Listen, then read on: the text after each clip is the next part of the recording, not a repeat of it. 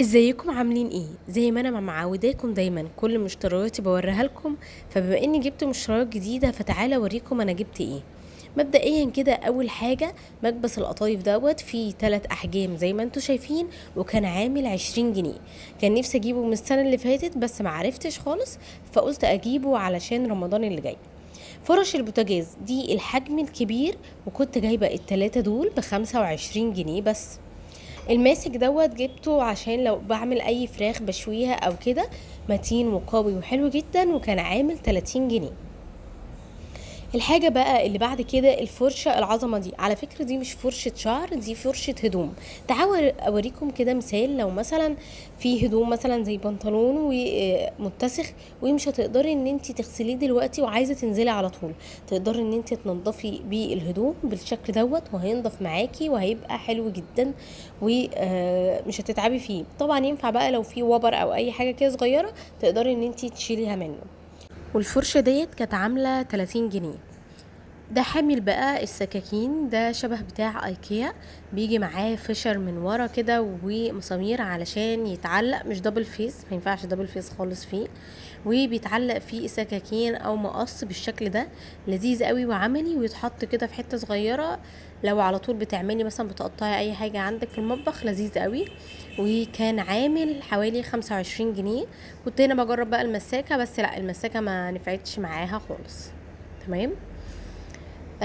الحاجة بقى اللي بعد كده، تعالوا نشوف بقى اللي بعد كده، وهو القالب السيليكون دوت. المفروض القالب دوت ليه لو انت هتعملي مثلا جيلي كولا للاطفال، حلو جدا، والخامة بتاعته ممتازة، وبيجي معاه الأداة ديت. المفروض عشان يعني تحطي السائل بتاعك اللي انت هتحطيه، وهو كان على شكل دباديب، كان عامل 45 جنيه. ان شاء الله هعمل لكم فيديو برضو ازاي نعمل جيلي كولا، سهل جدا وسريع بدون اي مكونات كتيرة. استنوني بس في الفيديو اللي جاي هنزله لكم على طول. تمام. ده كده بالنسبة لقالب السيليكون بتاع الدباديب. الحاجة بقى اللي بعد كده هو مكعبات التلج. ده بيجي كده 10 مكعبات. ال10 مكعبات دول كانوا عاملين 20 جنيه. كان في حد بيقولي ان هما طعمهم بيغير، لو مثلا هتحطيه في المية او كده بيكرف، يعني المية بتغير. بس انا جربتهم وما عملش اي تأثير او تغيير في طعم المية او العصير اللي انتي هتستخدميه. فعادي لو انت عايزة تجيبيهم جيبيهم. آه بعد كده الحافظة ديت، او انا مش عارفة اسمها ايه، المهم انا جايباها طبعا علشان زي ما هو مرسوم كده عليها للغسالة، لو في حاجات صغيرة خايفة ان هي تتقطع مع الغسيل او كده. انا الصراحة جايباها للحاجة الاساسية عندي وهي الشرابات.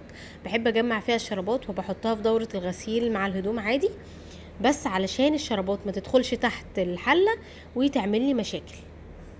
بعد كده الكسترات ديت الشكل الواحد بيجي فيه 6 اشكال. تمام. والواحدة كانت عاملة 5 جنيه، يعني ال6 اشكال ب5 جنيه. تمام.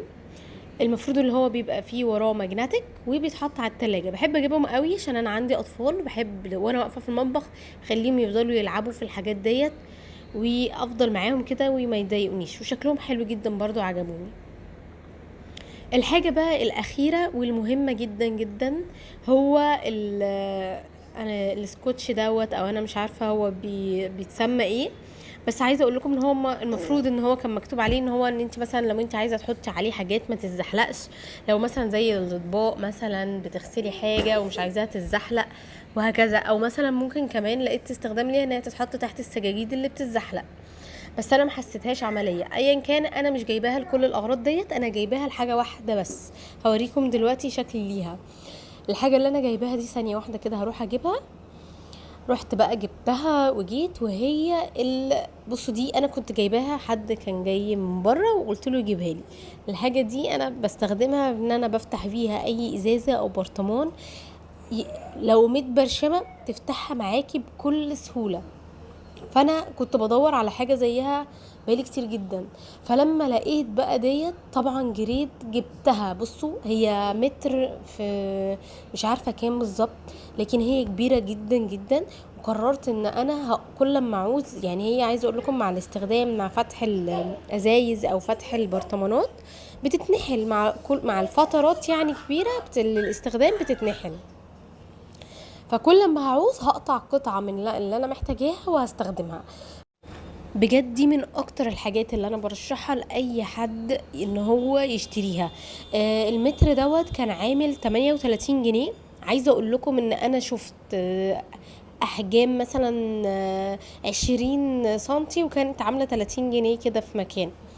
فكانت حلوة جدا جدا، وبرشح اي حد ان هو يجيبها، سواء بيعرف يفتح برطمانات او ازايز او لا. بجد هتوفر عليه وهتسهل عليه حاجات كتيرة جدا جدا. يبقى كده الفيديو بتاعنا بقى انتهى. ما تنسوش تشتركوا في القناة وتفعلوا الجرس لو انتوا لسه مشتركتوش فيها، وما تنسوش كمان تعملوا لايك وتشيروا الفيديو ده عشان يوصل لاكبر عدد.